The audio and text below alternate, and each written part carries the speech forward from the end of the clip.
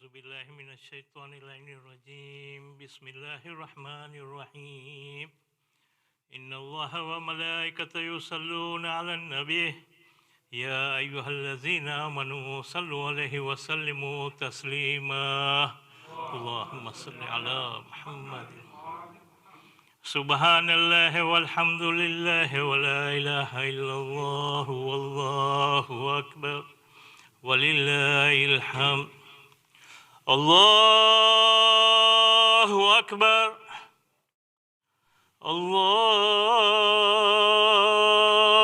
أكبر الله أكبر الله أكبر أشهد أن لا إله إلا الله أشهد أن لا إله إلا الله أشهد أن محمدا رسول الله أشهد أن محمدا رسول الله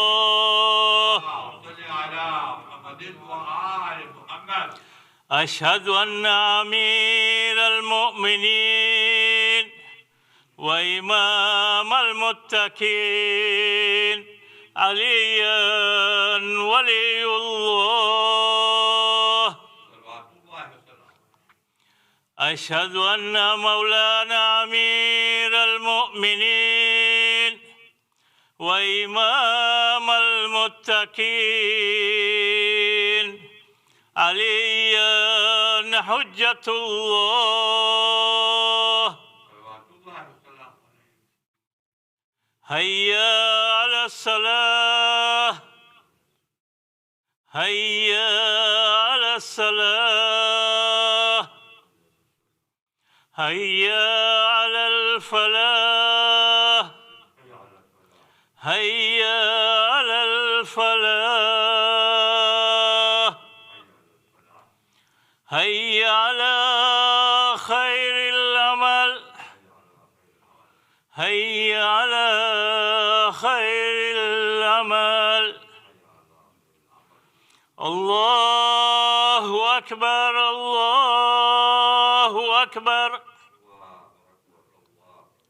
لا إله إلا الله لا إله إلا الله صلى الله على سيدنا محمد وآله وسلم صلوات اللهم صل على محمد وآل محمد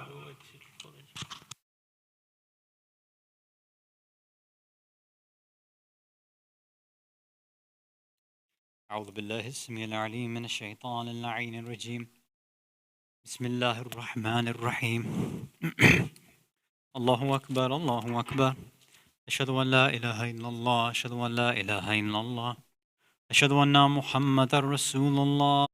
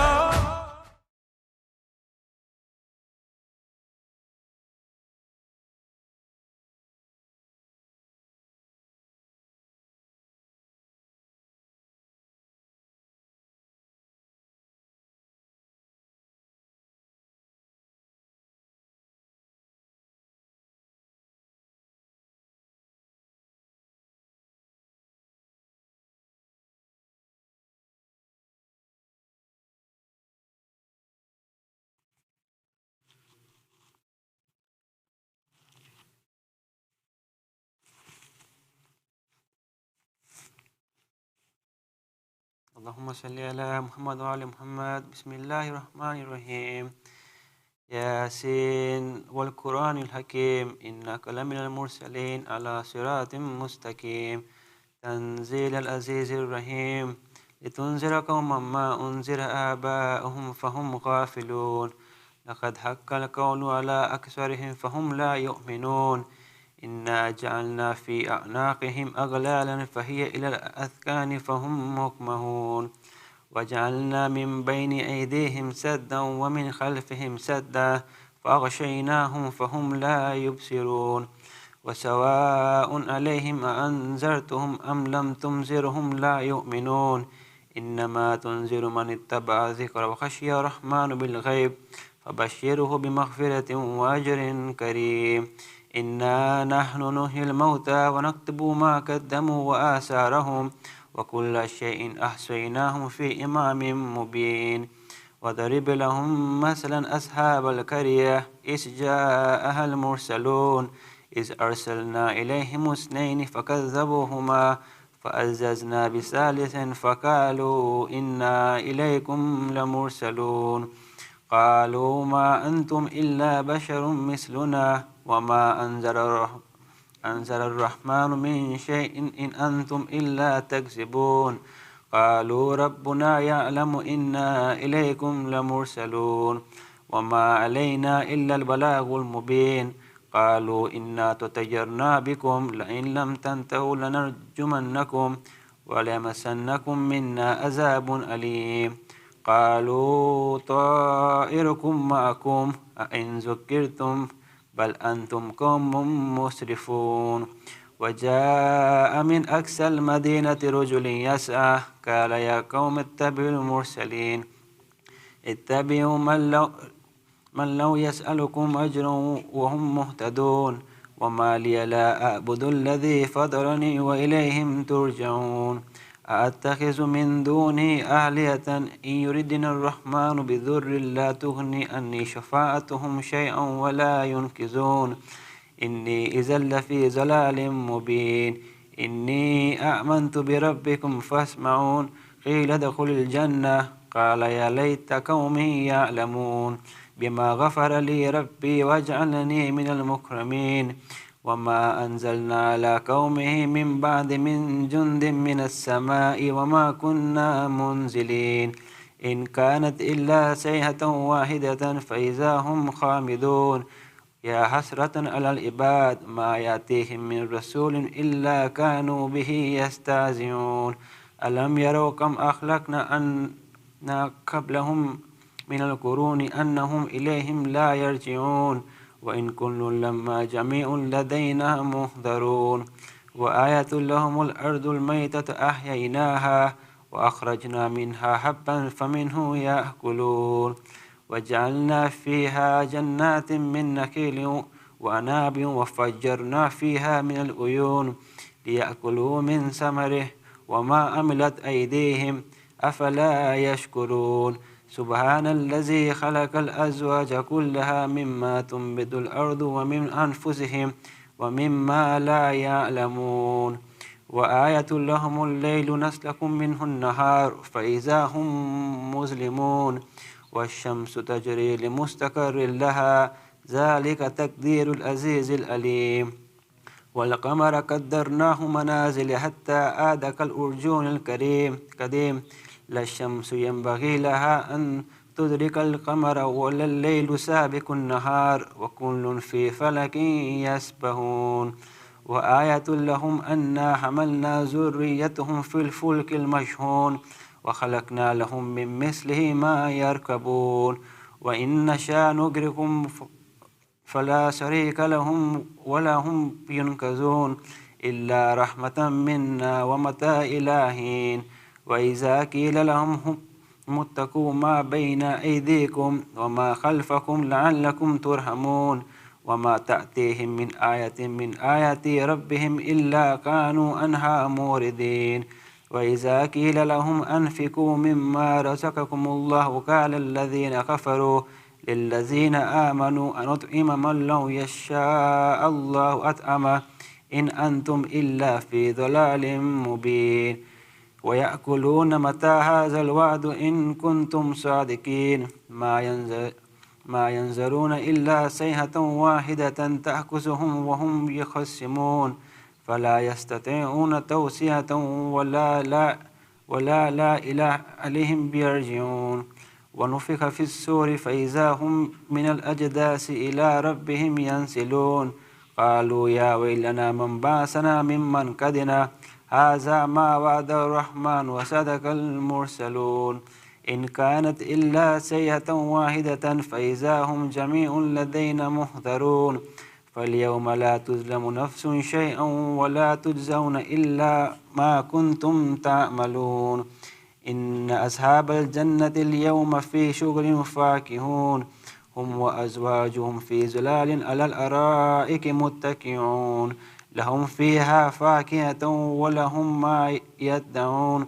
سلام قولا من رب رحيم وامتازوا اليوم أيها المجرمون ألم أحد إليكم يا بني آدم لا تعبدوا الشيطان إنه لكم عدو مبين وأن اعبدوني هذا صراط مستقيم ولقد أضل منكم جبلا كثيرا أفلم تكونوا تأكلون هذه جهنم التي كنتم توعدون اصلوها اليوم بما كنتم تكفرون اليوم نختم على أفواههم وتكلمنا أيديهم وتشهد أرجلهم بما كانوا يكسبون ولو نشاء لتمسنا على أعينهم فاستباقوا الصراط فأنى يبصرون ولو نشاء لمسكناهم على مكانتهم فما استطاعوا مضيا ولا يرجعون ومن نؤمره ننكس في الخلق أفلا يأكلون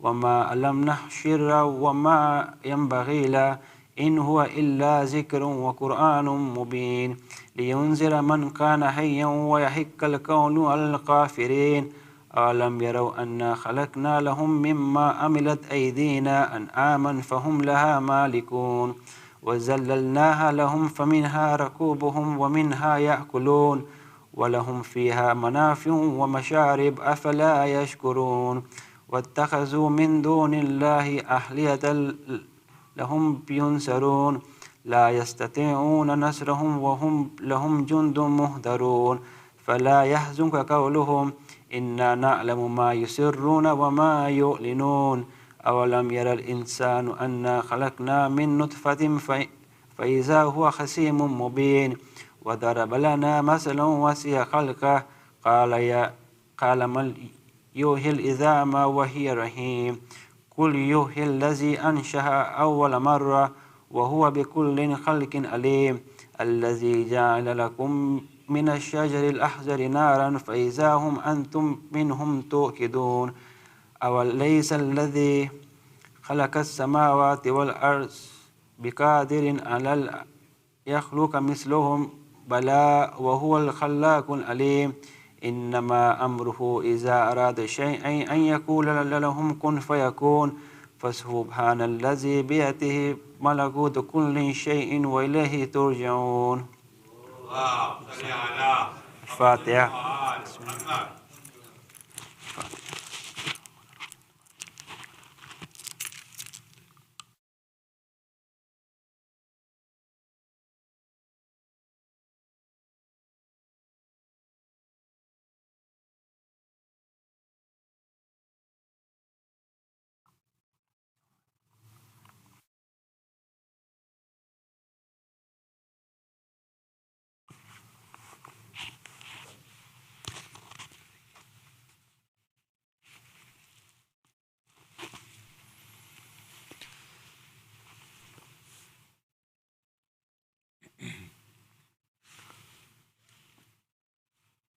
اللهم صل على محمد وآل محمد.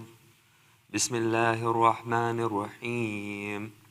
اللهم إني أسألك برحمتك التي وسعت كل شيء وبقوتك التي قهرت بها كل شيء وخضع لها كل شيء وضل لها كل شيء وبجبروتك التي غلبت بها كل شيء وبعزتك التي لا يقوم لها شيء وبعظمتك التي ملأت كل شيء وبسلطانك الذي على كل شيء وبوجهك الباقي بعد فناء كل شيء وبأسمائك التي ملأت أركان كل شيء وبعلمك الذي أحاط بكل شيء وبنور وجهك الذي أضاء له كل شيء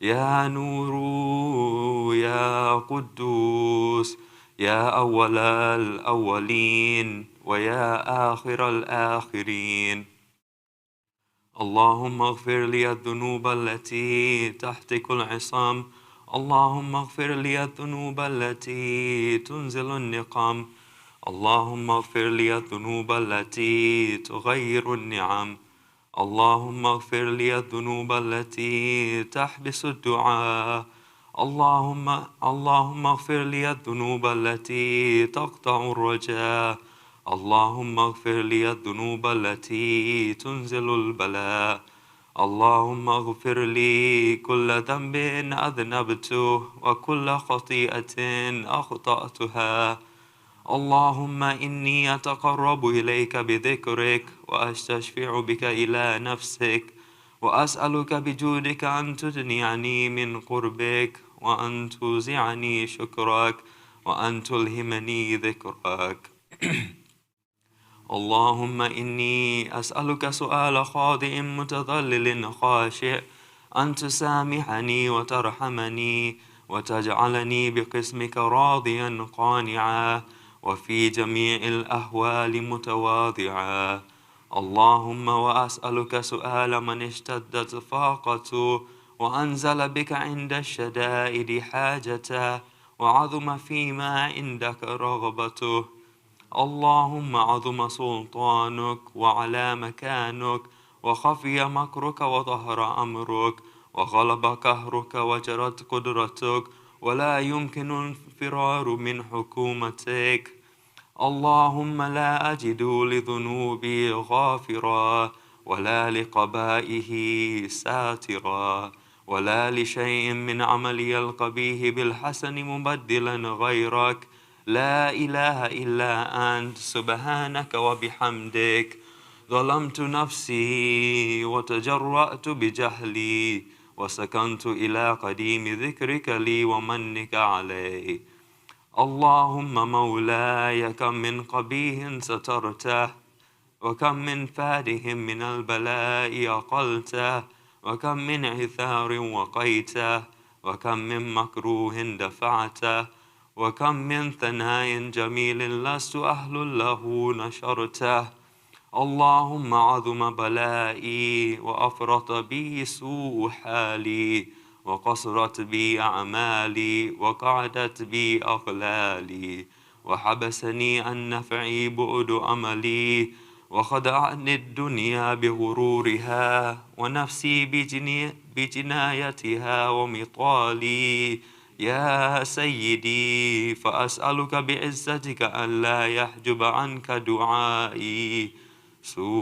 سوء عملي وفعالي ولا تفضحني بخفي ما اطلعت عليه من سري ولا تعاجلني بالعقوبة على ما عملته في خلواتي من سوء فعلي وإساءتي ودوام تفريطي وجهالتي وكثرة شهواتي وغفلتي وكن اللهم بعزتك لي في كل الأحوال رؤوفا وعلي في جميع الأمور عطوفا إلهي وربي من لي غيرك أسأله كشف ضري والنظر في أمري إلهي ومولاي أجريت علي حكما اتبعت فيه هوى نفسي ولم أحترس فيه تزيين عدوي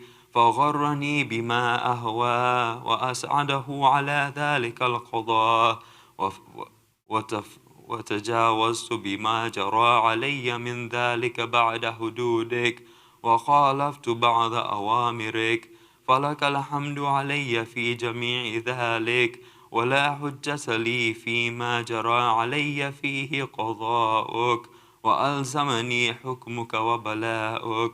وقد أتيتك يا إلهي بعد تقصيري وإسرافي على نفسي، معتذرا نادما منكسرا مستقيلا مستغفرا منيبا مقرا مذعنا معترفا، لا أجد مفرا مما كان مني ولا مفزعا أتوجه إليه في أمري غير قبولك عذري وإدخالك إياي في سعة رحمتك. اللهم فاقبل عذري وارحم شدة ضري وفكني من شدي وثاقي. يا رب ارحم ضعف بدني ورقة جلدي ودقة عظمي. يا من بدأ خلقي وذكري وتربيتي وبري وتغذيتي، هبني لابتدائك كرمك وسالف برك بي. يا إلهي وسيدي وربي، أتراك معذبي بنارك بعد توحيدك وبعد من طوى عليه في قلبي من معرفتك ولهج به لساني من ذكرك واعتقده ضميري من حبك، وبعد صدق اعترافي ودعائي خاضعا لربوبيتك.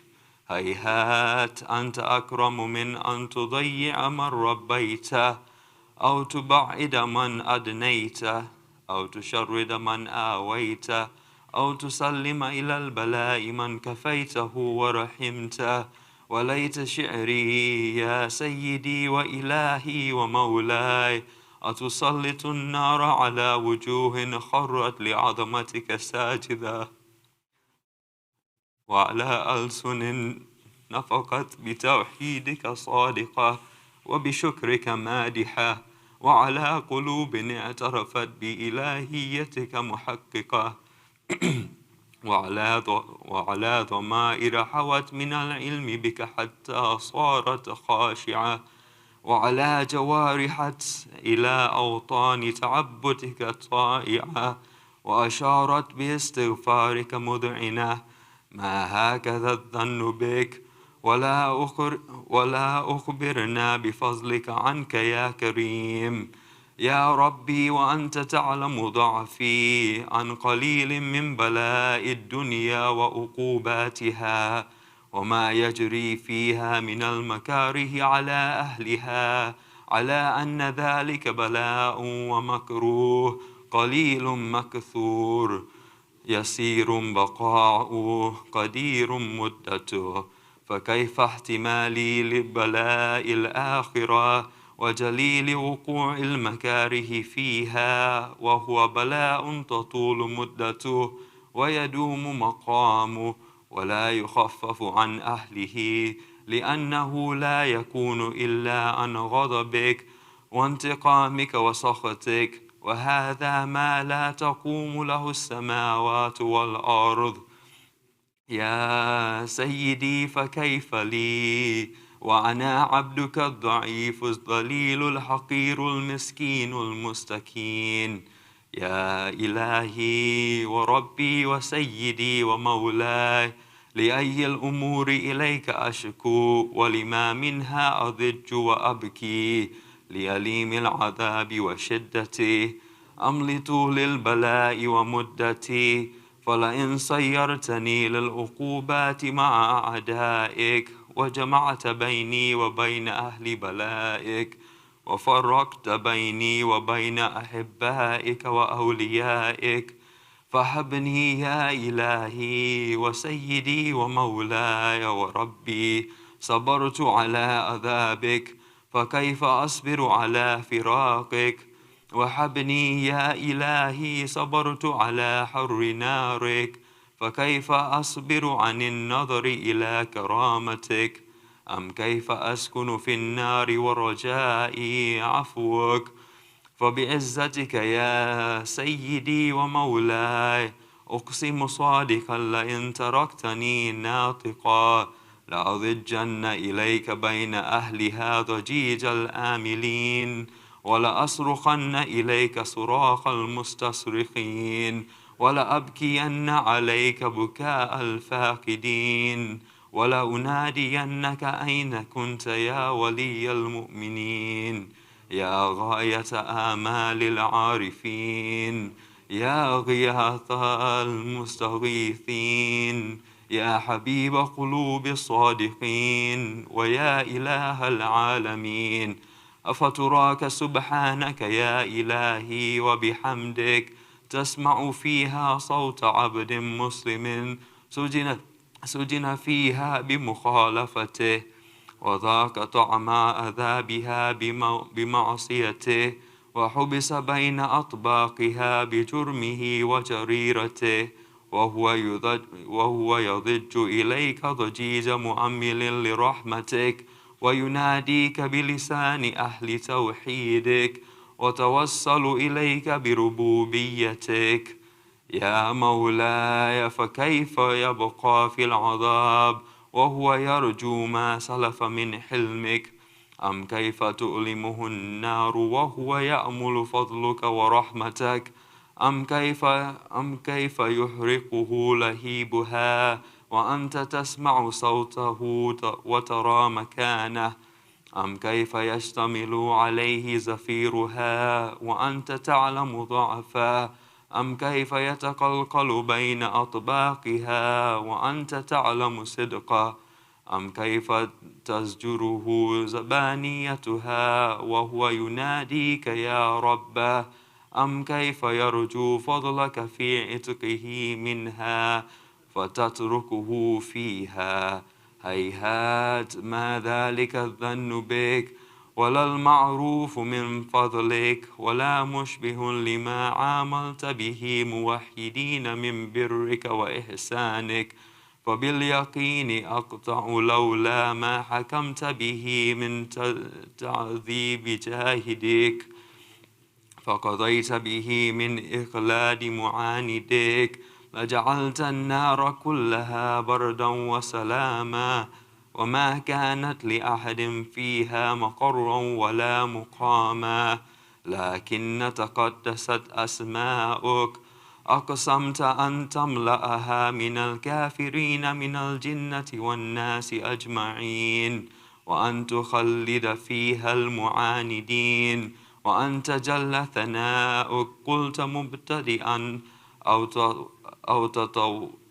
أو تطولت بالإنعام متكرما أفمن كان مؤمنا كمن كان فاسقا لا يستوون إلهي وسيدي فأسألك بالقدرة التي قدرتها وبالقضية التي حتمتها وحكمتها وغلبت من عليه أجريتها أن تحبلي في هذه الليلة وفي هذه الساعة كل جرم أجرمت وكل ذنب أذنبت وكل قبيح أسررت وكل جهل عملت كتمته أو أعلنت أخفيته أو أظهرت وكل سيئة أمرت بإثباتها الكرام الكاتبين الذين وكلتهم بحفظ ما يكون مني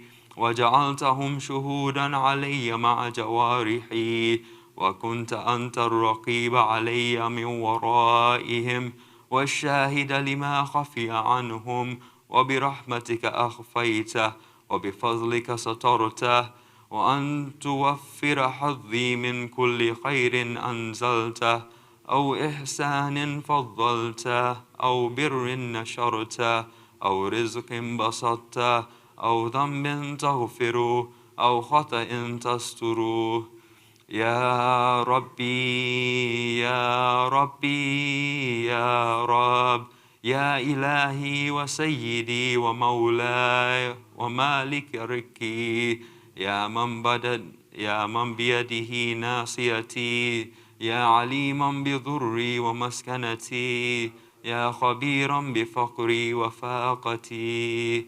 يا ربي يا ربي يا رب، أسألك بحقك وقدسك و- وأعظم صفاتك وأسمائك أن تجعل أوقاتي في الليل والنهار بذكرك معمورة، وبخدمتك موصولة، وأعمالي عندك مقبولة، حتى تكون أعمالي وأورادي كلها وردا واحدا، وحالي في خدمتك سرمدا. يا سيدي يا من عليه معولي، يا من إليه شكوت أحوالي. يا ربي يا ربي يا رب، قوي على خدمتك جوارحي، واشدد على العزيمة جوانحي، وحبلي الجدة في خشيتك، والدوام في الاتصال بخدمتك، حتى أصرح إليك في ميادين السابقين، وأسرع إليك في المباردين، وأشتاق إلى قربة في المشتاقين، وأدنو منك دنو المخلصين، وأخاف مخافة الموقنين، وأجتمع فيها جوارك مع المؤمنين. اللهم ومن أرادني بسوء فأرد، ومن كادني فكد، وجعلني من أحسن عبيدك نصيبا عندك، وأقربهم منزلة منك، وأخصهم زلفة لديك، فإنه لا ينال ذلك إلا بفضلك. وجد لي بجودك، وعطف علي بحمدك،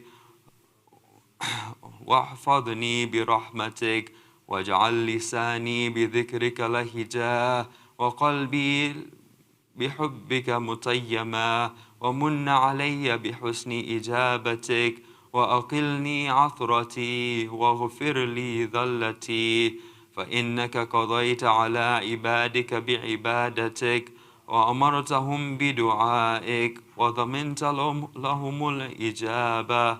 فإليك يا ربي نصبت وجهي، وإليك يا ربي مددت يدي، فبعزتك استجب لي دعائي، وبلغني مناي، ولا تقطع من فضلك رجائي، واكفني شر الجن والإنس من أعدائي. يا سريع الرضا، اغفر لمن لا يملك إلا الدعاء، فإنك فعال لما تشاء.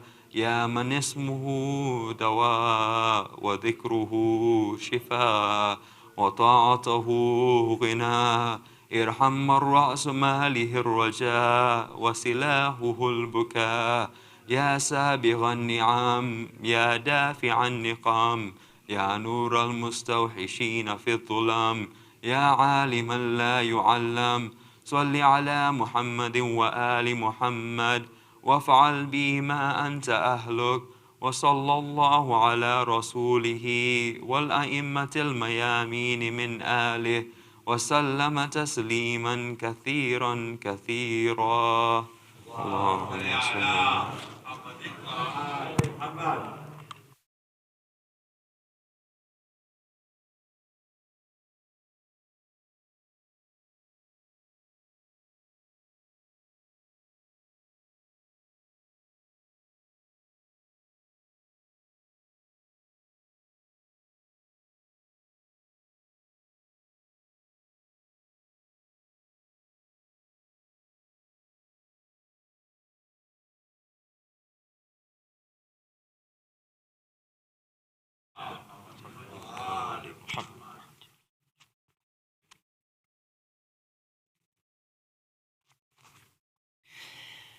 کربلا تعظیم کر، آئی بہن شبیر کی جا کے قدموں سے لپٹ تو زینب دلگیر کی قبر سے بے سر 72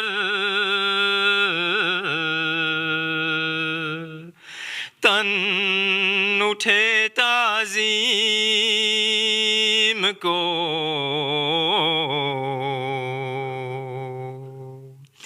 دیکھ اس استقبال کو ہے خوشتے شمشیر بھی باپ کے ہاتھوں پہ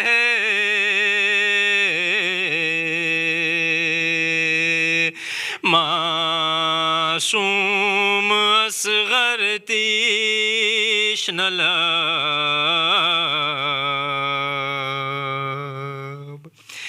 دیکھ اب تک ہے نشانی حرملا کے تیر کی قید ہو کر جب چلی تھی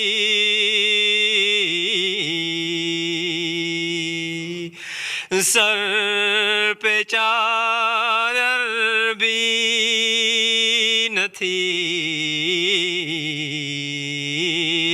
سر کھلے بازار میں تھی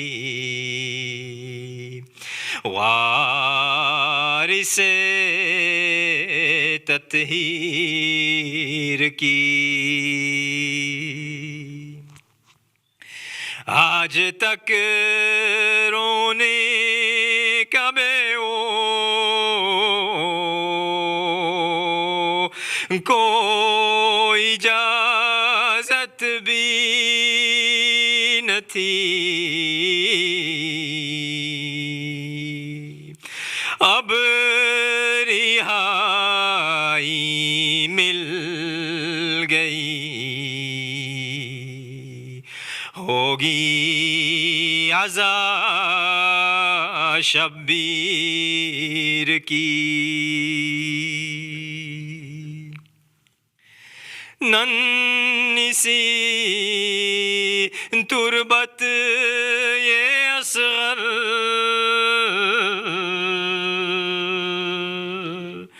کی چھپا لے کر بلا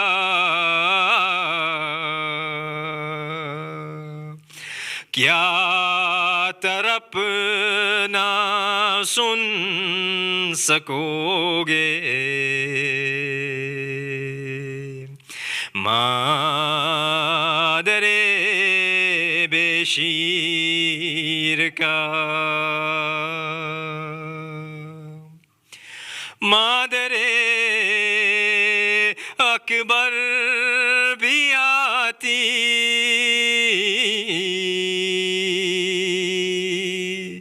ہے کلیجہ تھام کر وہ گلا کس سے کرے روٹھی ہوئی تقدیر کی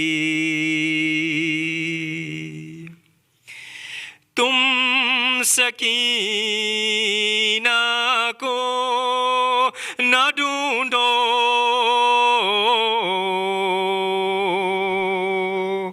تربت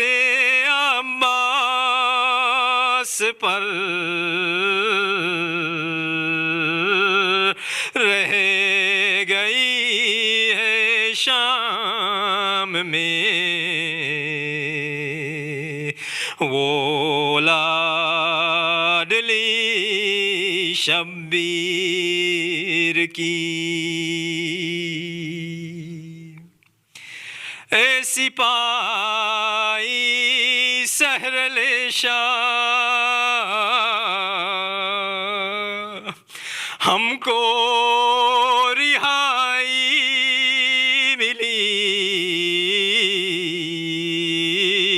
ए शहीद करबला तुमसे जुदाई मिली। करबला ताज़ीम कर आई बहन शब्बीर की। जाके कदमों से लिपट तू ज़ैनबे दिलगीर की। सल्लु अला नबी।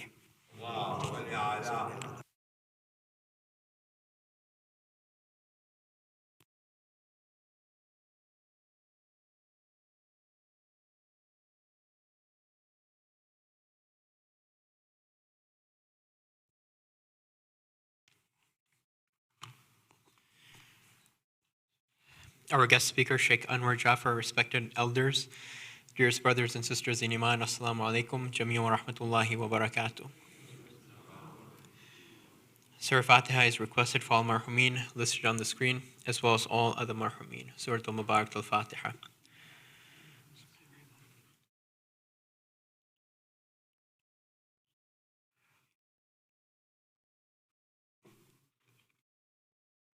Dua Shifa Mariz is requested for all those who are in need here and elsewhere. Let us recite together. Bismillahir Rahmanir Rahim. أما يجيب المضطر إذا دعاه ويكشف السوء. أما يجيب المضطر إذا دعاه ويكشف السوء. أما يجيب المضطر إذا دعاه ويكشف السوء. أما يجيب المضطر إذا دعاه ويكشف السوء. أما يجيب المضطر إذا دعاه ويكشف السوء. Ya Allah. The Muharram and Safar Fund is still open. Please see Brother Abbas Alu or Brother Sibtain Yusfali in the men's side or Sister Fatima Abdul Hussein in the sister side to make a donation. You may also use the QR code displayed on the screen in order to donate. There have been a few lost and found items in the ladies' side. If you've misplaced any valuables, please see Sister Fatima Abdul Hussein. A few announcements on behalf of the youth. The HIC youth invite all members to the annual Candlelight Vigil program, which will inshallah take place in the parking lot tomorrow after Maghribain Namaz. Finally, tonight's Matam program will take place outside in the parking lot, simultaneously with the flag raising ceremony. Please kindly make your way outside after Majlis for this program. We'll now inshallah have Majlis by Sheikh Anwar Jaffer. Sallu ala Muhammad wa ali Muhammad.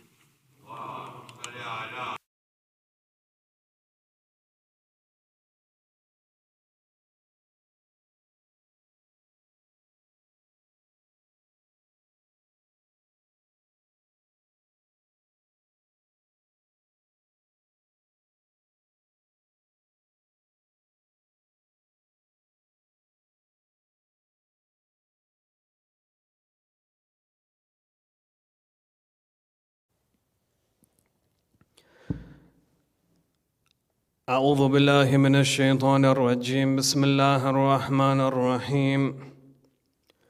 الحمد لله رب العالمين والصلاة والسلام على أشرف الأنبياء والمرسلين سيدنا ونبينا وحبيب قلوبنا وشفيع لذنوبنا وتبيب نفوسنا أبي القاسم محمد، والصلاة والسلام على أهل بيته الطيبين الطاهرين المعصومين المظلومين، ولعنة الله على أعدائهم أجمعين إلى قيام يوم الدين. وفقنا الله وإياكم بعلم وعمل صالح إن شاء الله، بذكر الصلاة على محمد وآل محمد. اللهم صل على محمد وآل محمد. أما بعد، فقد قال الله عز وجل في كتابه الكريم: بسم الله الرحمن الرحيم. أم حسبت أن أصحاب الكهف والرقيم كانوا من آياتنا عجبا آمنا بالله. صدق الله العلي العظيم. Respected elders, brothers and sisters, Assalamu alaikum wa rahmatullahi wa barakatuh. Within the Holy Quran, and by extension within our Sharia, and when you look at the advices given to us by the Ahlul Bayt alayhim salam, and the advices given to us by the scholars, you find that there is a heavy emphasis in understanding the verses of the Holy Quran. So not only is there an emphasis in reading and reciting the verses of the Holy Quran, but trying to understand them at whatever capacity. And you find that there are many verses within the Holy Quran that reinforce this message. You find, for example, Allah subhanahu wa ta'ala says in the ayah, أَفَلَا يَتَدَبَّرُونَ الْقُرْآنِ. Why is it that people do not engage in the idea of tadabbur, to ponder upon certain verses? Now, the reason why this is so important, and the reason why this is so heavily enforced and advocated by the Ahlul Bayt alayhim salam, is because naturally as human beings we tend to forget the purpose of our lives. Because we're so busy with our daily routine, because of our work and because of our studies, we tend to reprioritize certain things which are not important and focus on them more rather than focusing on things which ought to be of importance. We forget the purpose of why we exist in this world. And so naturally, when a person was to recite the Holy Quran, if a person is to recite the Holy Quran, even if it may be a few verses here and there, you find that the power of these verses allows the person to try and refigure his compass, so to speak, to try and understand why he exists and what is the purpose of his life. We often get very busy, but if a person was to spend just a few minutes reciting just a few verses of the Holy Quran, it gives him the idea, it reminds him as to why he exists and what his ultimate purpose is. And that purpose is to seek proximity towards Allah subhanahu wa ta'ala and seek perfection at whatever capacity. You find, for example, there are verses in the Holy Quran, أَفَلَا يَتَدَبَّرُونَ الْقُرْآنَ أَمْ عَلَى قُلُوبٍ أَقْفَالُهَا. Why is it that they don't ponder upon the verses of the Holy Quran? Is it because there are locks which have been established within their hearts? Observe the ayah of the Holy Quran. You find, for example, Allah subhanahu wa ta'ala enforces the idea of tafakkur. Again, the idea of pondering and reflecting upon the verses of the Holy Quran. And so naturally, when you look at the riwayat of the Ahlul Bayt, especially when it comes to the idea of recitation of the Holy Quran, there's a beautiful hadith that comes to mind in which the Imam alayhi salam explains that the house in which the Quran is recited, as in we should try and reflect on some of these ahadith because they are truly tremendous. It says if a person was to engage in the recitation of the Holy Quran, the house in which the verses of the Quran are being recited, it is the house which is accompanied by the angels. So that house becomes a house of nur. Likewise, in turn, by effect, it is a house in which the shayateen cannot enter. So the presence of the shayateen will not come towards those specific houses, the houses in which the ayats of the Holy Quran are recited. Now think about that for a moment. Shaitan or the shayateen, they have one responsibility, and that is to misguide.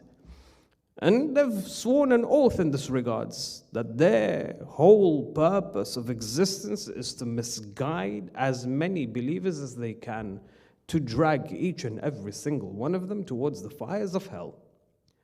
Now, how does shaitan misguide the believers? There are many different tactics we find throughout the Holy Quran. Allah subhanahu wa ta'ala lays down for us the different strategies of shaitan. So for example, one of his strategies is to entice good deeds, is to entice evil deeds, and to belittle the profundity of good deeds. At the same time, Allah subhanahu wa ta'ala highlights that one of the strategies of shaitan, one of the tactics of shaitan is that he creates doubts within our hearts. Doubts in regards to, for example, the Sharia. Many a times you'll find that there are members of our communities, there are certain personalities who suffer from kathratu shak. People who constantly face different doubts when it comes to reciting salah, when it comes to performing wudu, when it comes to performing ghusl, and so on and so forth. Shaitan unnecessarily makes a simple action, an act of ibadah, heavy on us. Because if this carries on day after day, month after month, year after year, a point will come in our lives when we will just move away from that act of ibadah. Why? Because it's taking a lot of our time. It's unnecessarily heavy on our hearts. Another tactic of shaitan is to create doubts when it comes to our aqeedah. There are certain things that we are to believe, the fundamentals of our aqaid, for example, which is tawheed, nabuwa, imama, when it comes to the justice of Allah subhanahu wa ta'ala, when it comes to the hereafter. These are the fundamentals of our faith. But then at times you'll come across shaitan, he will cast doubts within our hearts. Questions may arise, and if you and I are not invested in our religion, yearning to find and search answers for these certain doubts, you'll find that these doubts will become greater, bigger, and the effect of it, which will be us moving away from ad-deen. It will be us moving away from the religion of Islam. And so imagine if a house in which the Quran is being recited, in a house in which the people of that household have a constant interaction with the Holy Quran, you find that shaitan has no way or no means to attack that personality, has no way to cast doubt in their hearts. Why? Because they are reinforced, they are solidified simply with the religion of Islam, simply through their interaction and their association with the ayat of the Holy Quran. In tonight's discussion, I want to elaborate on a specific verse of the Holy Quran, in which Allah subhanahu wa ta'ala begins to speak about the story of a certain group of people specifically. You find there is a chapter in the Holy Quran in reference to the Ashab al-Kahf, the people of the cave. And it's a famous story, and I'm sure many of us have heard of it before many a times. And what's interesting is that in this particular story, the reason as to why it was revealed is a story in itself, and it's a wonderful event that takes place in the history of the Holy Prophet of Islam. They say that when the Prophet of Islam began introducing the message of Islam, when the precepts and the disciplines of Islam were now being spread to the people of Mecca, the Quraysh of Mecca were very much troubled, because they saw that his movement was a threat to their lifestyle, it was a threat to their entire societal way of life, it was a threat to their standard of living, and they wanted to stop the Holy Prophet. So they used different tactics and different strategies, from persecuting him to abusing him to calling him a madman, dissuading others from listening to him. But one of the strategies that they engaged in was that they went towards the city of Medina to seek counsel from the Jews of Medina. Now the Jews of Medina, amongst them, they had scholars, they had rabbis who had a decent amount of knowledge. They had, good knowledge with regards to the prophecy of the coming of the final prophet. So the likes of Ibn Harith, for example, Nadhr ibn Harith, he goes towards the city of Medina and he seeks counsel with the Jews. He sits down with them and he says to them, look, In Mecca, we have a person by the name of Muhammad sallallahu alayhi wa alayhi, who of course has come forward and claimed himself as a prophet of God. Long story short, the Jews of Medina said to the Quraysh of Mecca, they said, look, we have within our books the coming of the final prophet. If Muhammad is truly the prophet that we have been waiting for, then go and ask him these 3 questions. Look at the answer of this person.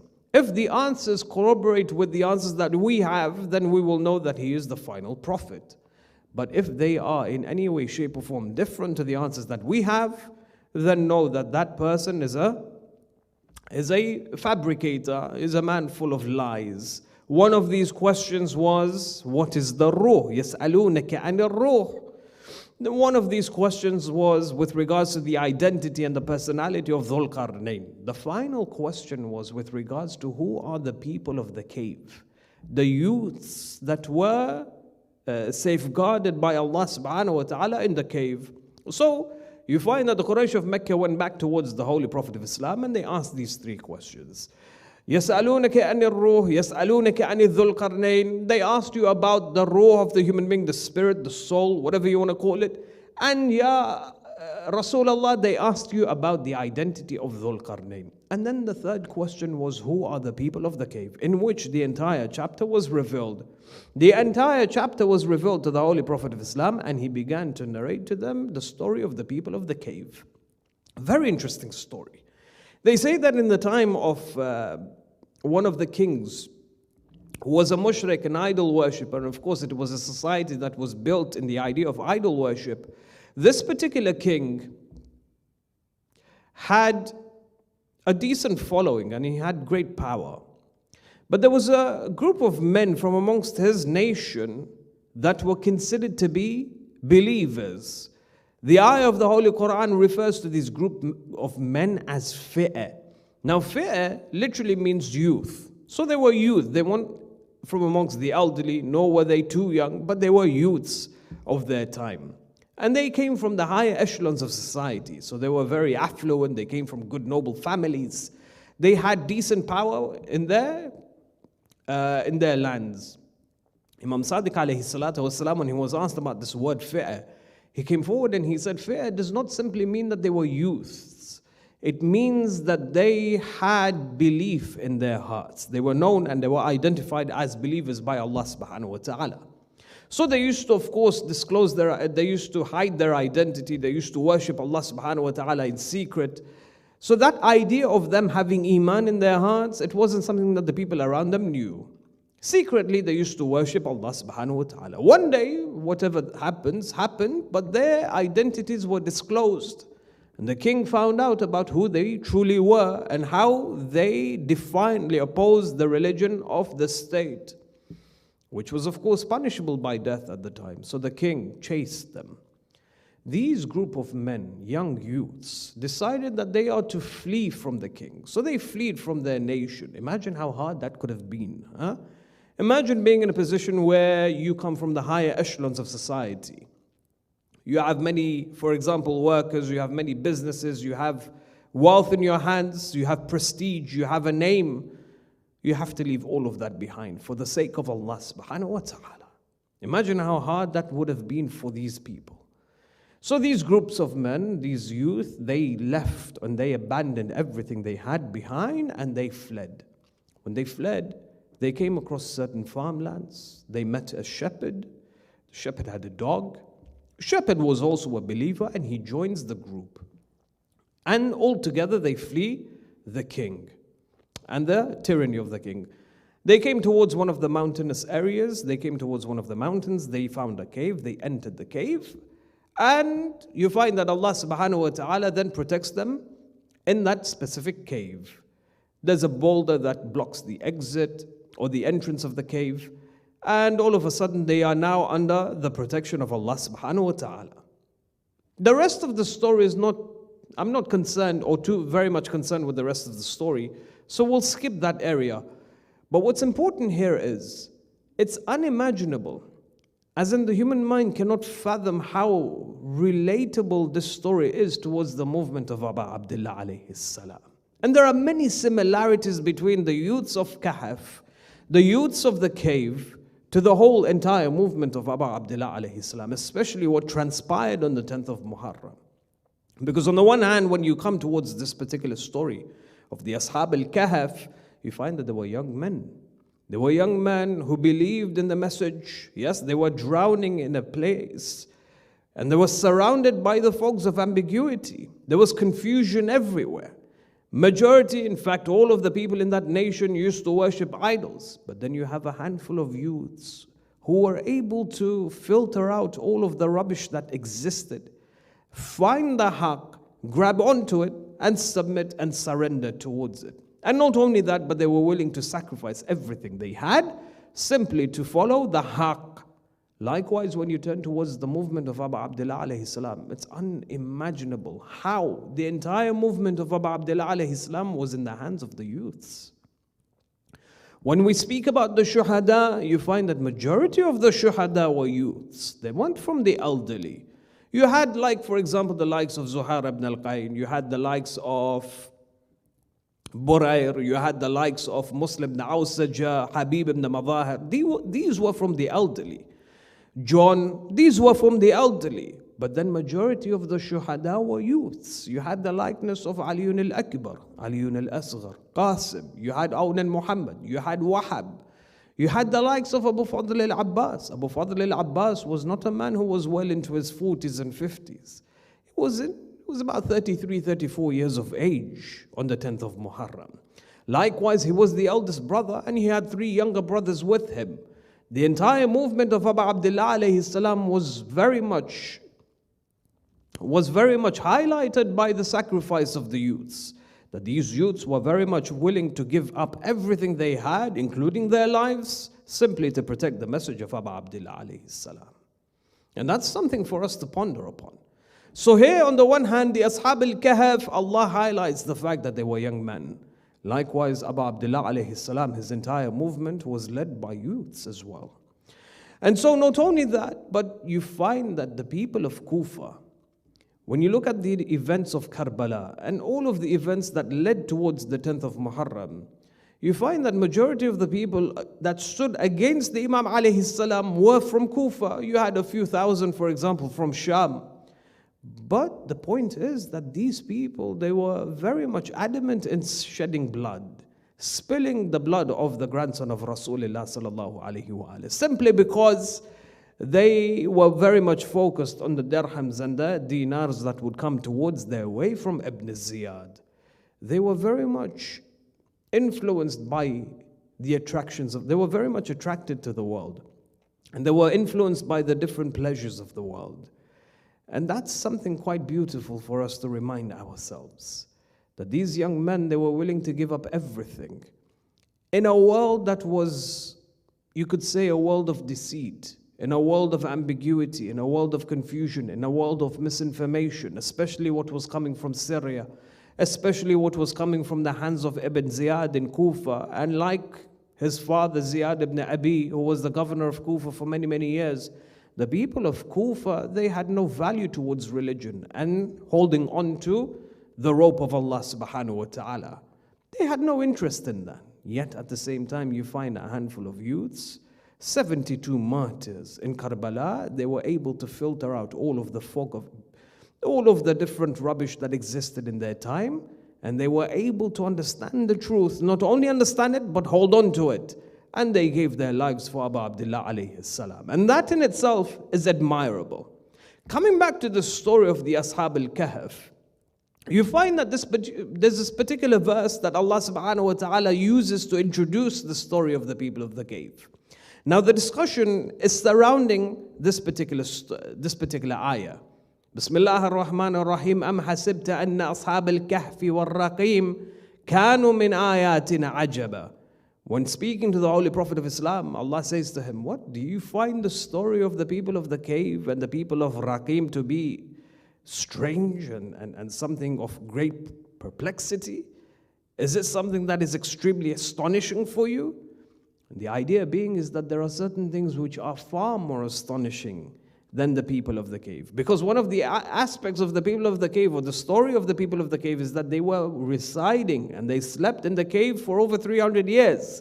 And that's something that our minds cannot understand. And how can these groups of young men sleep in a cave for 300 years? Allah is saying to the Prophet Islam, you find this perplexing for you? Do you find this astonishing? There are far greater things which deserve to be, which are far more astonishing than you can ever imagine. So look at creation as a whole. Look at how the earth has been created, for example. Majority or the major part of the earth is the oceans. When you look at the oceans, 95% of what's there within the depths of the oceans have not been discovered. It's all yet to be discovered. We don't even have, for example, the technology to go and dive deep within the earth and to extract the different pearls and the different jewels that are there. Or to, for example, see the different creations of Allah subhanahu wa ta'ala that exist that deep within the earth. Likewise, when you go into space and you look at, for example, the different galaxies that exist, the billions of planets that exist within in a given galaxy, and the billions of galaxies that exist within a universe. And of course, you have the multiverse theory that hasn't been proven. The idea that there could be millions of different universes out there. All of this goes back to the power of Allah subhanahu wa ta'ala. Allah is saying to the Prophet, you think that the people sleep in the cave for 300 years is astonishing? There are far greater things out there which are far more astonishing. Some things that we have not even seen with our own eyes. And so, sometimes you come across these different arguments from the new atheistic movement, and they come towards these verses of the Holy Quran, and they say, how is it that you as Muslims believe that youth slept in the cave for 300 years? How is that even possible? This is equivalent to a fairy tale. But then the ayah of the Holy Quran is answered by Allah subhanahu wa ta'ala. It says, you think this is different? You think this is astonishing? Something that is unbelievable? Look at the creation around you. Look at how, for example, the universe has been created. Look how this solar system has been created. Look how perfect the earth is to habitate, to allow human beings to exist within it. There are far greater things that deserve to be astonishing than simply youthful men sleeping in a cave for 300 years. So the ayah of the Holy Quran, what it does beautifully, is it introduces the Ashab al-Kahf and the Ashab al-Raqim. So now a question arose amongst the Mufassirin. It's a very beautiful question. The question is, when the ayah speaks about Ashab al-Kahfi wal-Raqim, are these two different groups of people or are these the same people? Meaning what? Meaning is that when Allah speaks about the Ashab al-Kahf and the Ashab al-Raqim, are they one and the same? Or is Allah referring to two different jama'ah altogether? So here amongst the Mufassirin, again, you had two different opinions. One, giving evidence for both of these different opinions. The opinion that said that the Ashab al-Kahf and Raqim are one and the same, when the question arose and when they were asked about the question of the word Raqim, why is it that Allah subhanahu wa ta'ala refers to the Ashab al-Kahf as Ashab al-Raqim? The Mufassirin, they came and they said, because we have evidence to show. One of the reasons why the Ashab al-Kahf were known as the Ashab al-Raqim is because the mountain that they entered, the mountain that they sought refuge in, they entered the cave of this mountain. The mountain was known as Raqim. It was named and labeled as Raqim. So therefore Allah subhanahu wa ta'ala refers to the people of the cave as the people of Raqim. That's the first opinion. The second opinion said, no, it's not the mountain that was known as Raqim, but it was the mountainous area. That region as a whole, the mountainous areas, was known as Raqim, similar to the first one, but a bit of a build-up. When they entered the cave, when the people saw that they entered that specific cave in that region, the mountainous regions, they were given the name of Raqim by the people. So Allah subhanahu wa ta'ala not only refers to them as the people of the cave, Ashab al-Kahf, but also refers to them as Ashab al-Raqim. The third opinion, which is closer to the truth, according to many of the Mufassirin, they say that Ashab al-Raqim, they are known as Raqim because Raqim is it refers to a tablet in which their names were inscribed upon. So when they enter the cave and when the boulder shut the cave, the entrance of the cave, there was a tablet that was made, and it was placed outside of the cave, and the names of all of the youths were inscribed on this tablet. So in Arabic, kitaba means to write, but also you could use the word raqam. Raqam can also mean, or can be in reference to writing. So here Allah subhanahu wa ta'ala refers to them as Raqim. Raqim from the word Raqam, that their names were inscribed on this particular tablet. So you found that from this opinion, the Mufassirin said that the Ashab al-Kahf are one and the same Ashab al-Raqim. And we saw the different reasons as to why they were referred to as Raqim. However, the second opinion explains no. Here Allah subhanahu wa ta'ala is referring to a whole different group of people. On the one hand, you have Ashab al-Kahf, but on the other hand, you have a group known as the Ashab al-Raqim. So now the question is, who are the people of Raqim? The Ashab al-Kahf, we know their story, but who are the people of Raqim? A scholar by the name of Ayatollah al-Marhum al-Faqih, Ahmad ibn Abi Abdullah al-Barqi, in his book Al-Mahasin, he finds a hadith, he collects a hadith, and he says that there is a hadith from the Holy Prophet of Islam sallallahu alayhi wa alihi wasallam, in which he explains to his companions who exactly the people of Raqim are. He says that one day, many centuries ago, there were 3 youths. They were believers. Iman was very much settled within their hearts. They came together and they said to themselves, let's go and find a secluded place to go and worship Allah subhanahu wa ta'ala. They came towards the desert lands. They came towards the mountainous areas. They found a mountain. It was a beautiful mountain, so they climbed on top of the mountain. They found a cave, and so they entered the cave. When they entered the cave, they saw it was a beautiful place for them to worship Allah subhanahu wa ta'ala. When they entered the cave, all of a sudden there was an earthquake, a boulder came and shut the cave. It blocked the entrance of the cave to such an extent that no light was able to permeate through the boulder. It was absolutely dark within the cave. Now they were in the state of unrest. They were very uncomfortable. They knew that these were their final hours. They were stressed, and they were now preparing themselves for death. One of them said to the others, he said, look, this is Allah subhanahu wa ta'ala's way of testing us. This is our imtihan. Perhaps what Allah wants from us is that we turn to Him, we appeal to Him sincerely. We appeal to Him, we ask Him to save us with absolute sincerity from the bottom or from the depths of our hearts. It's a very beautiful concept. The ayah of the Holy Quran reinforces this message. فَإِذَا رَكِبُوا فِي الْفُلْكِ دَعَ اللَّهَ الْمُخْلِصِينَ لَهُ الدِّينَ. That when the person or when an individual sees death standing before him, all of a sudden the fitrah cries out. The subconscious nature of the human being, the program that Allah subhanahu wa ta'ala has instilled, every single human being cries out. From the depths of the heart, we ask Allah subhanahu wa ta'ala to save us from that moment in danger. A person who is drowning in the middle of the ocean, there are no ships around him, and there is not a single individual around him, yet you'll find him calling out for help. Who is he asking help from? Allah subhanahu wa ta'ala. So these 3, they began to converse with one another. They said, perhaps we should appeal to Allah subhanahu wa ta'ala to save us from this particular adversity, and we should appeal to Him from the bottom of our hearts with absolute sincerity. One of them had an idea. He said, why don't we share a particular incident that takes place within our lives, in which we turn to Allah subhanahu wa ta'ala with absolute sincerity. Perhaps Allah subhanahu wa ta'ala will save us from this particular adversity. So one of them stands up, he says, I'll go first.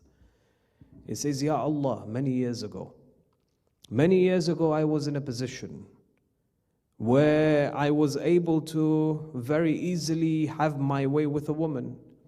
He says there was a young woman in our community and I was infatuated by her beauty. Her beauty was absolutely phenomenal. I gathered and I accumulated a lot of wealth just to be able to spend some time with her. And I spent that wealth just to be able to spend some time with her. He says, Ya Allah, we organized the time and a place. We met. I was able to engage in the act.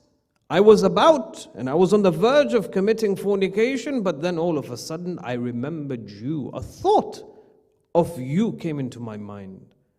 At that split second, I engaged in the dhikr of Allah subhanahu wa ta'ala.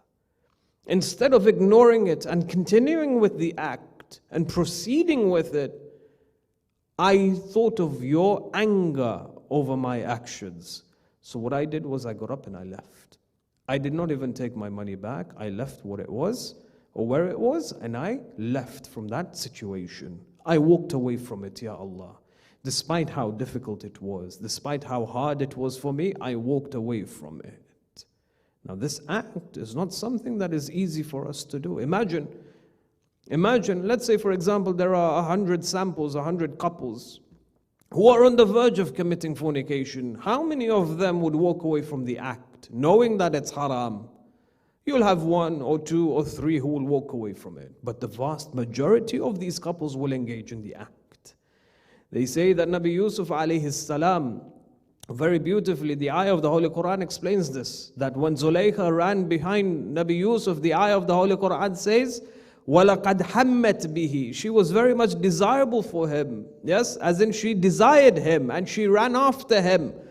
وَحَمَّ بِهَا. And he desired her as well. Allah is talking about a prophet of Allah subhanahu wa ta'ala. Yes, Allah is speaking about Nabi Yusuf alayhi salam. He says, and Yusuf also desired Zulaykha. وَحَمَّ بِهَا لَوْلَا أَرَّهَا بُرْهَانَ رَبِّي. But what kept Yusuf away from that specific act was that he saw Allah first and foremost. If Allah wasn't there in the life of Yusuf alayhi salam, he would have very much engaged in the act. The ayah of the Holy Quran tells us that Yusuf was also attracted to Zulaykha, but Allah came first and he ran away from Zulaykha. There's a very interesting story which is mentioned in Surah Al-Hijr. This story is phenomenal. It speaks about one of the Ubbad in the time of the Bani Israel, a great worshipper by the name of Barsisa. They say Barsisa at the time, he was one of the greatest abid from amongst the Ubbad. A spiritual man, a man of sincerity. He was known amongst the people in his community to be a man of God, a spiritual being. And they say that there was no worshipper like him of his time or in his time. The way he prostrated and the amount or the length of the time that he would spend in prostration, there was none equal to him. They say one day Shaitan came to him and said, Barsisa, I have heard from the skies. They say that the shayateen used to have access to the skies at the time. It says, I have heard certain rumors from the skies that you will live on for the next 100 years. Barsisa, you're such a great worshipper of Allah subhanahu wa ta'ala, but such that I do not have the power to come and infiltrate your heart. I can't attack your heart. I can't misguide you. I don't have that power because you're such a worshipper of Allah, such a great worshipper of Allah. And that's all Shaitan says to him, and Shaitan leaves. Barsisa says to himself, he says, look, even Shaitan can't even attack me. Not only that, but I have 100 years to live on. As in, imagine how great my life will be for the next 100 years, that I am absolutely protected by Shaitan al-La'in al-Rajim. In the meantime, they say there was a family.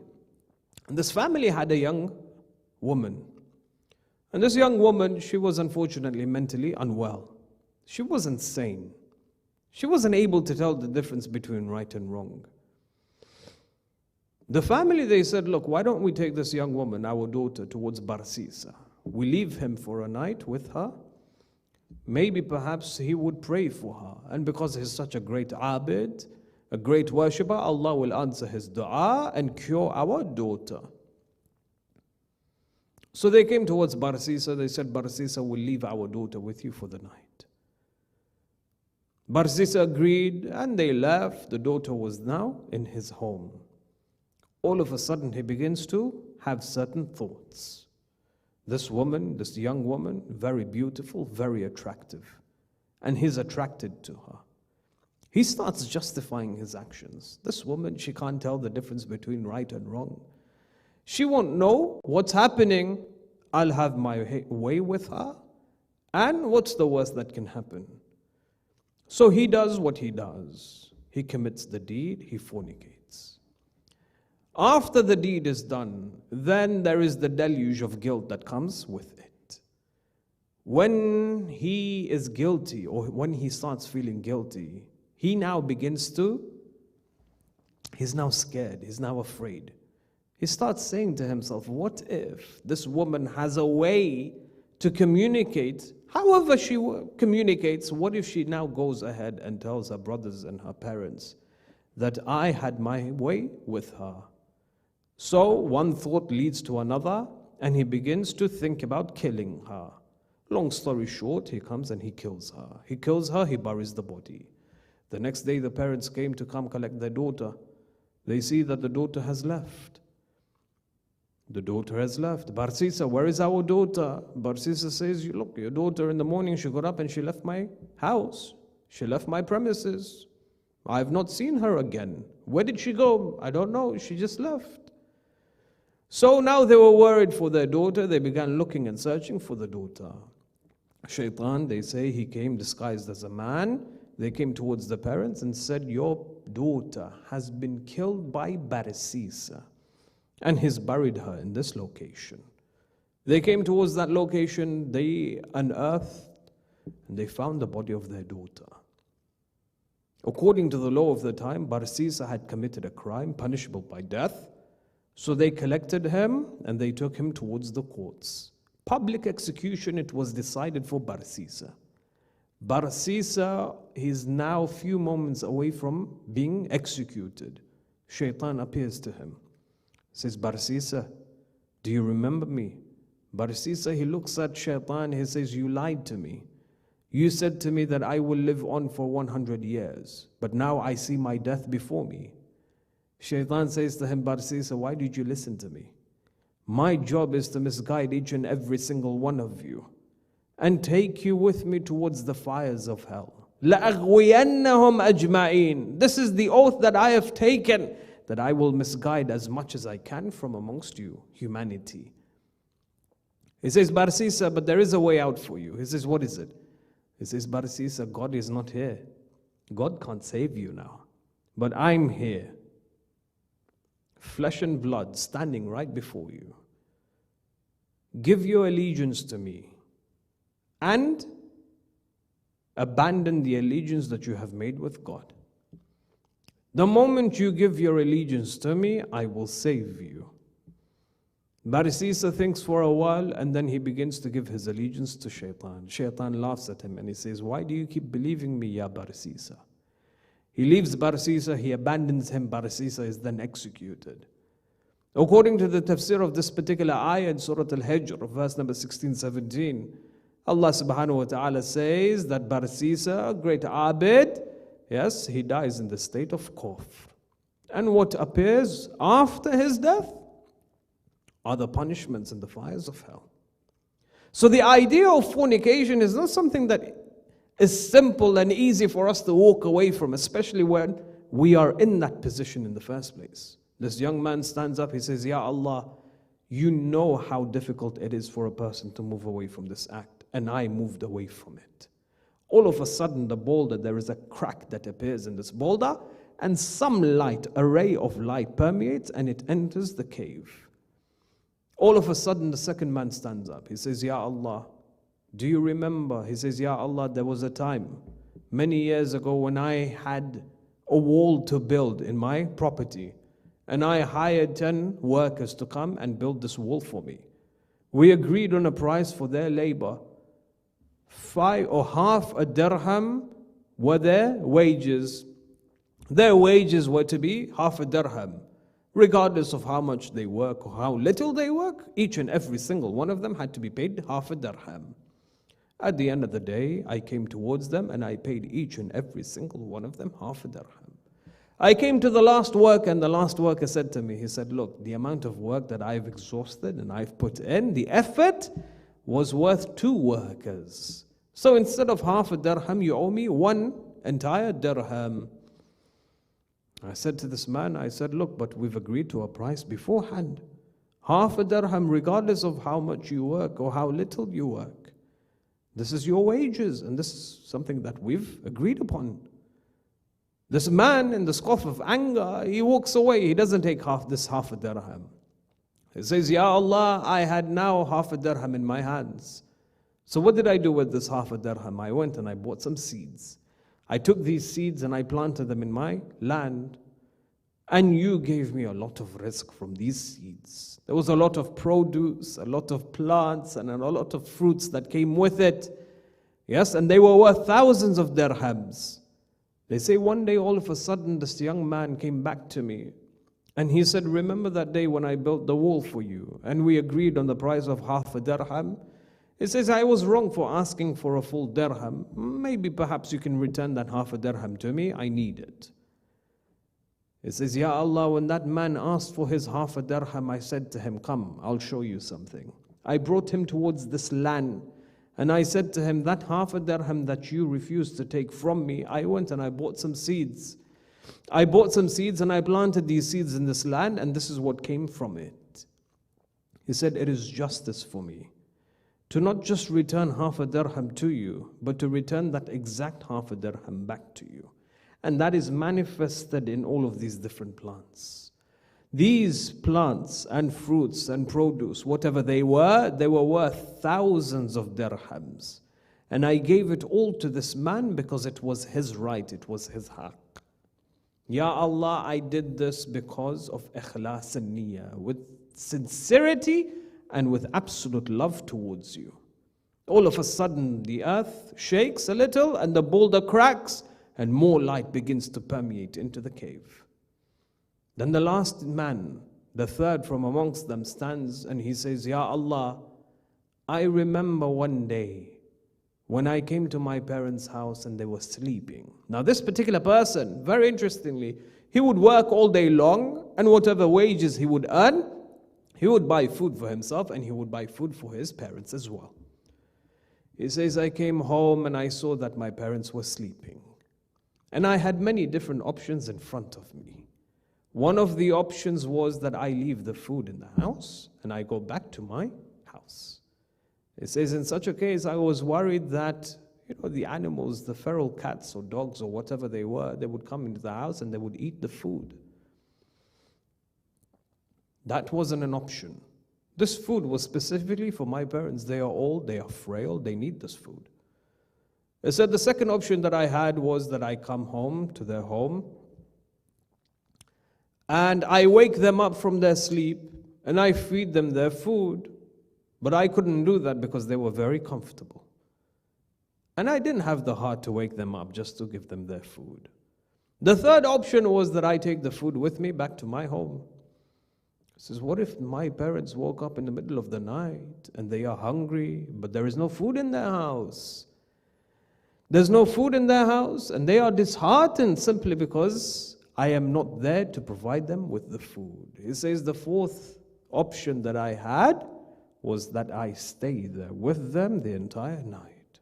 Just in case they wake up in the middle of the night, I am there to provide food for them. The ayah of the Holy Quran, beautifully, what does it say? It says, وَخْفُضْ بسم الله الرحمن الرحيم فَلَا تَقُلْ لَهُمَا أُفٍّ.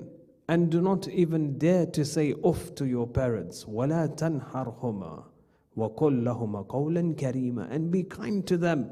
Say nice things towards your parents. وَخْفِضْ لَهُمَا الْجَنَاحَ الذُّلِّ مِنَ الرَّحْمَةِ. And lower your wings of rahmah under their feet. Be merciful towards them. Be compassionate towards them.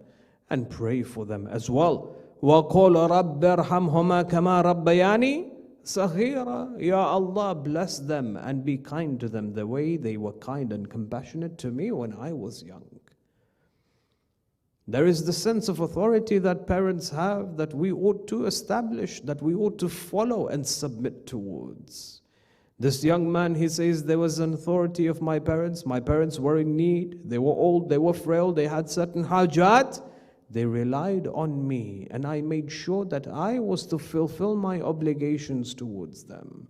I did not leave their home. I stood there alongside them the entire night, just in case they woke up in the middle of the night in need of some food. I did all of this, Ya Allah, for your love, with absolute sincerity. All of a sudden there's a crack, the boulder splits open, and the young men are free to leave.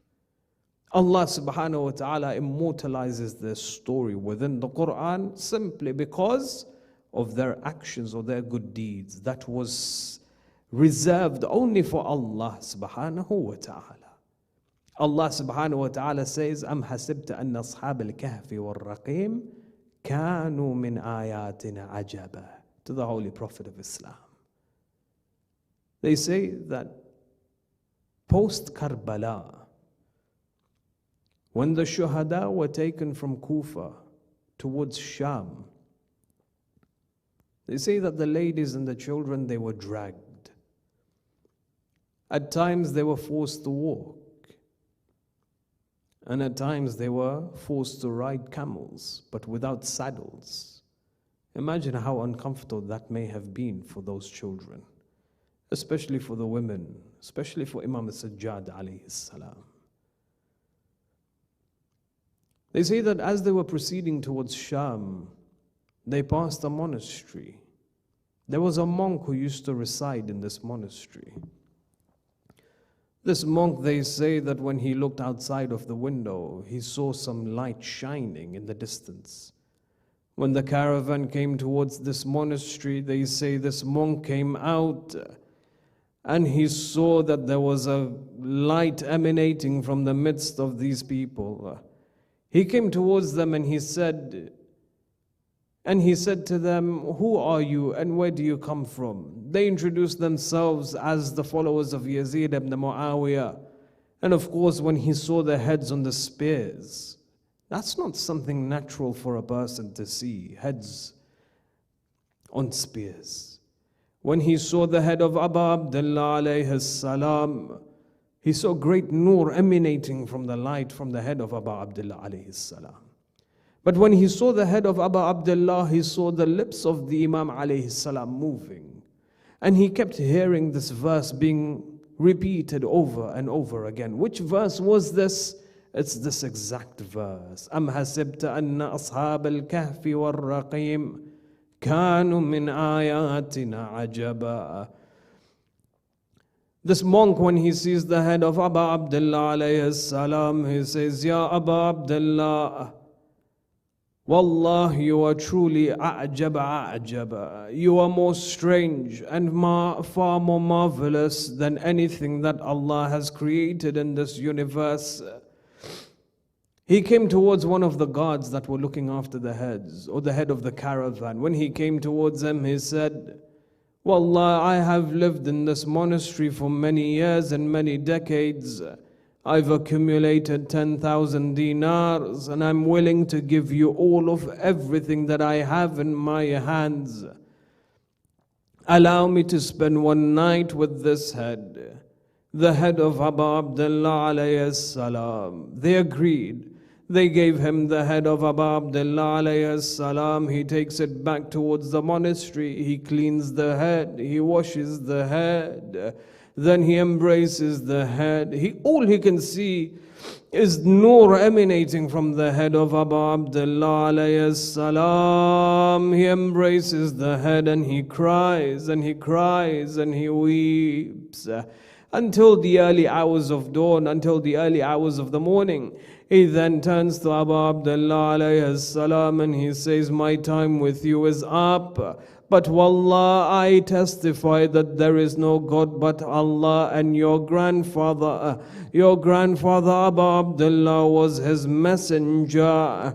He then comes back and he returns the head and he says, Ya Abu Abdullah, I sacrificed everything I had to spend some time with you. This man, this monk, according to some narrations, they say that it was one of the famous companions of Rasulullah, Zayd ibn Arqam. When he returned the head, they say that when he saw the head of Abu Abdullah, he was transformed. Yes, it has such a profound effect in his heart just by simply looking at the head of Abu Abdullah alayhi salam. Imagine the children when they kept referring to the head of Abu Abdullah. Imagine Zainab when she kept looking towards the head of her brother. Imagine Imam Zain al-Abidin when he kept looking towards his father. Imagine Sakina when she kept looking towards her father. Especially when they saw Yazid ibn Muawiyah in Sham in his courtroom slapping and striking the lips and the teeth of Abu Abdullah alayhi salam. It wasn't something that the children could bear. They turned to Zainab, they would say, Ya Ammati, O our aunt, tell Yazid to stop striking the teeth and the lips of our father. Zainab would then turn to Yazid and say, Ya Yazid, stop striking the teeth and the lips of our brother and our master Abi Abdullah alayhi salam.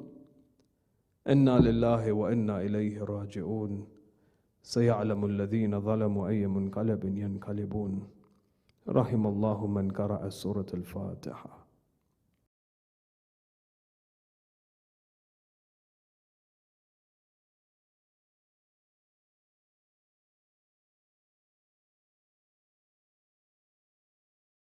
Brothers and sisters are requested to please head outside for the Matam program and flag ceremony.